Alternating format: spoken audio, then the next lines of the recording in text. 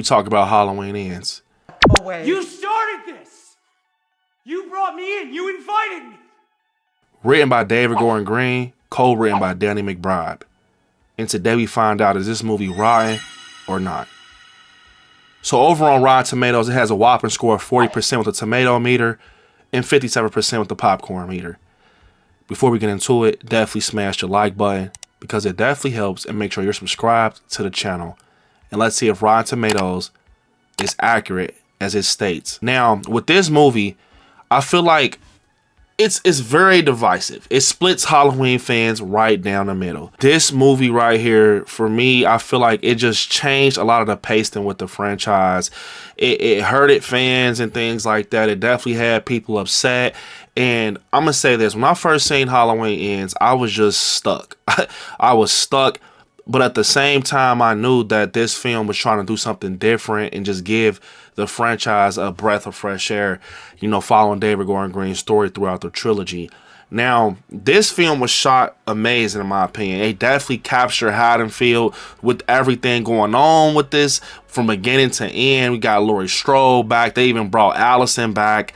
We got Lindsay at times. And, you know, when you push forward, this movie was trying to tell us a deeper story with Halloween and Michael Myers. I do see the story that David Gordon Green was trying to tell us. I really do. And I really do love this movie. I enjoy, you know, Rowan Campbell as Corey Cunningham. I enjoy the arc he had and the depth to his character. I love the score by John Carpenter. Halloween Ends has one of the best, you know, soundtracks out there when it comes to the franchise, in my opinion. But as a Halloween movie, it does still hit those marks.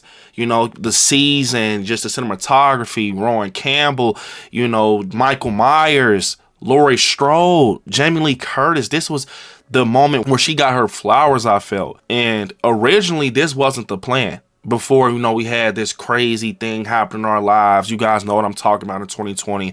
This wasn't the original plan. It was actually going to be something very different from my knowledge. I want to say they were going to say they're going to continue it in the same night, you know, leading to November 1st.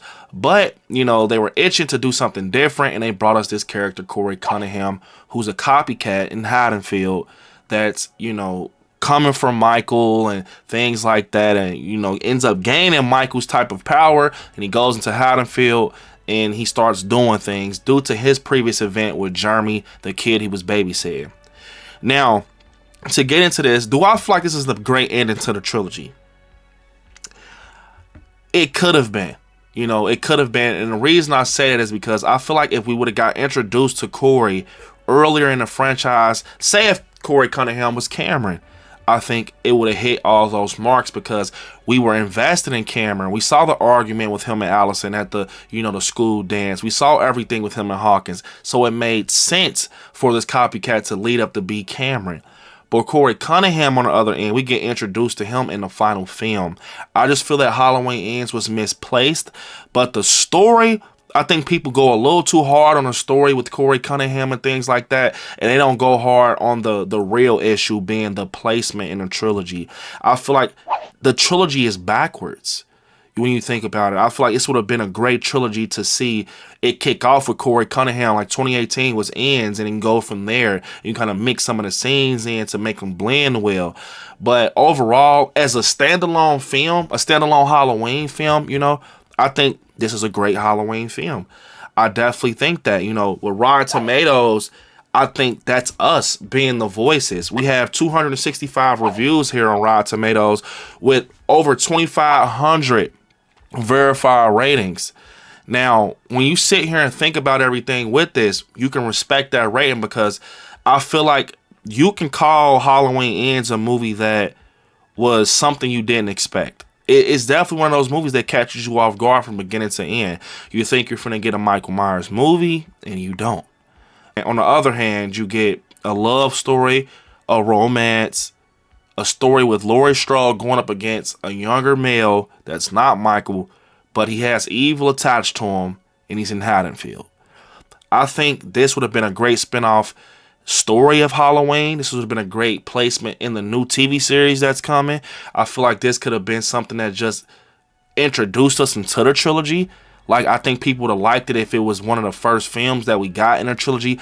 But the fact that it's being, you know, ended off the way it is it's misplaced, and it gives it a lot of points that gets taken away from this film, being that we didn't know Corey Cunningham from jump. We didn't know him. We got introduced to him, and we just got everything stuffed in our face. Like, this is Corey. This is the character. You know, take it, you know.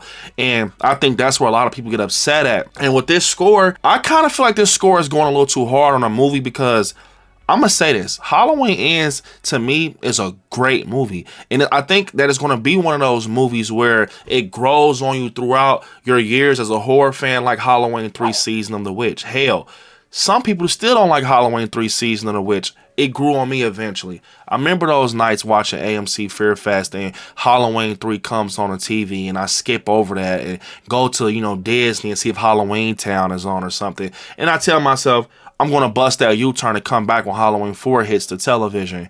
Yeah, I remember those nights. But I feel like with Halloween Ends, as you start to love the character Corey Cunningham, will be when you start to love the movie. And a lot of people blame this whole movie, you know, on Rowan Campbell, Corey Cunningham. It's a character, a great character, one of the best characters in the Halloween franchise when you think about it. I feel like it's a lot of characters that's in the Halloween franchise that doesn't have any depth to them. Sometimes they seem pointless. Sometimes they seem like they wasn't even involved in the story of Halloween. On the other end, Corey Cunningham, even though he was introduced later, he did feel very involved in that film of Halloween Ends. They definitely did a great job at blending him in the legacy of Halloween, at least the trilogy's legacy. And it made sense to the point where he ends up getting Michael's mask. I feel like when that point came where he gets Michael's mask and he got something I need. and he kind of puts on this presence of him being Michael Myers, that's when things kind of started taking a shift for me. I think it would have been better if he would have stayed and rocked out with the Scarecrow mask, but that's just me. And I know sometimes with Rotten Tomatoes, things can get very harsh. Sometimes they're accurate, sometimes they're inaccurate. That's why I'm choosing to do these type of videos, because let's just call them out and see if it's accurate. And we're going to pull up 3, not 2, not 1, 3 verified ratings, and to see, you know, what others think when it comes to Halloween Ends. Coming from Michael D, he rated it 2.5 stars on September 2nd of 2024. For a movie that promotes the final showdown between Laurie and Michael, it's very head-scratching that Myers doesn't make his first on-screen appearance to almost 45 minutes into the film. That was a really bad sign. The movie really centers around Corey, not Michael, nor Laurie for that matter. It's about his severe struggles with reality and how he continues to unravel from a freak babysitting accident. The film does do a decent job of making you root for the guy and all the people who were pricks to him, looking to get their comeuppance. But again, way too much time was spent on Corey and not Michael and Laurie.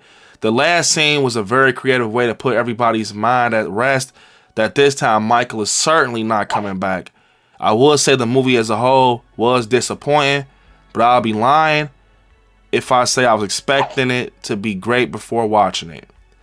Michael D is definitely onto something what he's saying, basically saying that, you know, that with Corey Cunningham was very interesting, and that's how I feel. I think Corey Cunningham's story was very much alive. You know, us following him dealing with the bullies and everything, and you're rooting for Corey. You want him to go up against these bullies and make sure they get their comeuppance and stuff for, you know, bullying him and things like that. I got very interested in Corey Cunningham from the moment he's at the one-stop shop with the chocolate milk.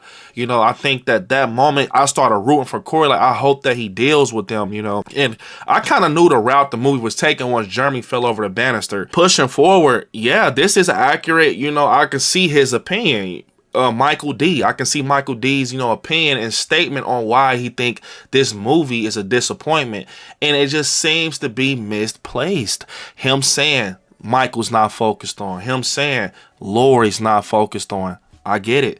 That's why I'm saying this is a great, you know, comment and review from Michael D, because it shows how divisive, people are with Halloween Ends and us being fans. Let's go to our second rating with this. So Julian S rated it 4.5 stars. So Julian S rated Halloween Ends 4.5 stars. So this should be a great rating. We're going to see what's the difference between Michael D and Julian. Julian says Halloween Ends charts a new course while building on Green's previous 2 films. And 40 years of nostalgia is arguably the most creative and bold entry in the Halloween series yet. Which I can agree with. It is a bold Halloween entry to the franchise, being that Michael does not appear until basically the end or the middle of the movie. That's very bold. Kind of, after promoting, this is the final showdown, and this is the final battle with Laurie and Michael. Michael's going to be in it, and he's back to Haddonfield. This is the concluding ending of the story. That's a bold move. And then, hey, surprise, this is Corey Cunningham. We would like you to meet him. That was very bold of a move, so I definitely agree. I think it's only 2 bold movies, well, it's 3 bold movies in the Halloween franchise, with Resurrection, where Busta Rhymes, is imitating Michael Myers. Halloween 6, we have, Michael and the thing with his niece. And then we have Halloween 3 with no Michael, Silver Shamrock. People thought they were going to get a third Michael film entry. And the third film, usually a lot of the third films in the franchise are with its slash or its main protagonist or whatever. No, this one did not have Michael. Only appearance we got of Michael was he's on a TV. That's his cameo right there. So it's definitely been done before with bold moves, but I do feel that this can potentially be the boldest, where we see Michael actually take his last breath, where we see Corey Cunningham takes the mask from Michael Myers and body slams him in the cave, where we see, Laurie Strode defeat him finally, and, some of the dialogue being rough and things like that. This was very bold, and just it's surrounding 2 new characters, really, because Andy Matichak does have a lot of more aging on her from 2018 and Kills, but it's still surrounding her more than her grandmother. We got, things with Laurie Strode, but I feel like her granddaughter was more prominent in this story. This was like Allison and Corey's story, and it kind of unraveled to be Laurie and Michael's ending, if that makes sense. So I think Rotten Tomatoes is definitely being fair right now. We got one more, and we're going to get one that's kind of in the middle. Okay, we got LeBron Allen, and this is very interesting. So he's rating it 4 complete stars, and he's saying, I wanted 5 stars after seeing the movie, but the lack of Michael Myers is sadly a 4-star. But the way they did something else uniquely is admiring. While I didn't like Corey Cunningham's subplot, I didn't hate it that much either. He seemed appropriate for the movie, and Laurie's final standoff was badass, especially the score. Still a good job, Blumhouse. I'm waiting for a new movie of The Shape. So his is kind of different from theirs, basically saying he actually liked Corey. He felt like he was appropriate for the plot, which that's what I mean. I don't feel like Corey's character was bad at all. I feel like he was actually appropriate for the movie. It's all about the placement of Halloween Ends. It's all about the placement. It's all about, just where they put this movie in a trilogy. It should have been the beginning, but I'm hearing a lot of people start to find out that they like Corey Cunningham, and he's growing on them as a character, and his just like the subplot and just the depth to his character, the backstory and everything is starting to be relevant, and I think that's a good thing because, like I said, he had an amazing performance and his character was great. He has one of the most interesting characters in the Halloween franchise.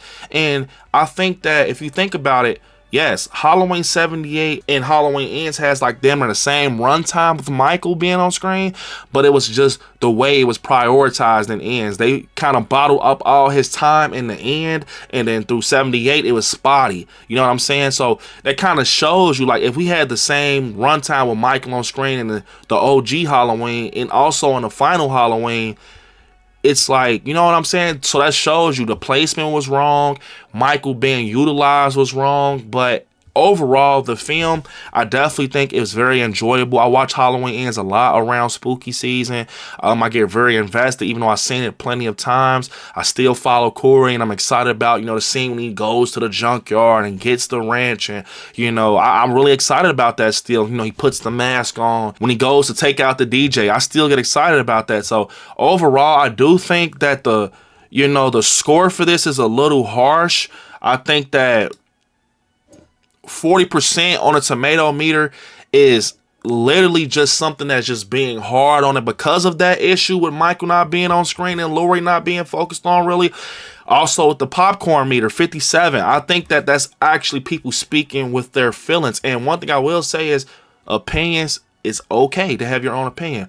But I do feel like a lot of people immediately ran to Rotten Tomatoes, after just seeing like, this is a film that I just completely hate. I don't want this film in the franchise. It doesn't fit. It doesn't make sense because of Corey Cunningham. And this was the ending. It's supposed to be still tied to Kills in 2018. I get it. I really do. So I do think that Rotten Tomatoes is wrong on this rating with Halloween Ends. So with it being rotten or not, I'm going to say not, because Rotten Tomatoes is not, in my, opinion, it's not accurate with the rating for Halloween Ends. I will give it a new rating here at I Like Scary, being that if I had to rate it, I will give Halloween Ends like 65, 70. Probably 75% on a Rotten Tomatoes meter. I will give it, because there's films out here that's worse.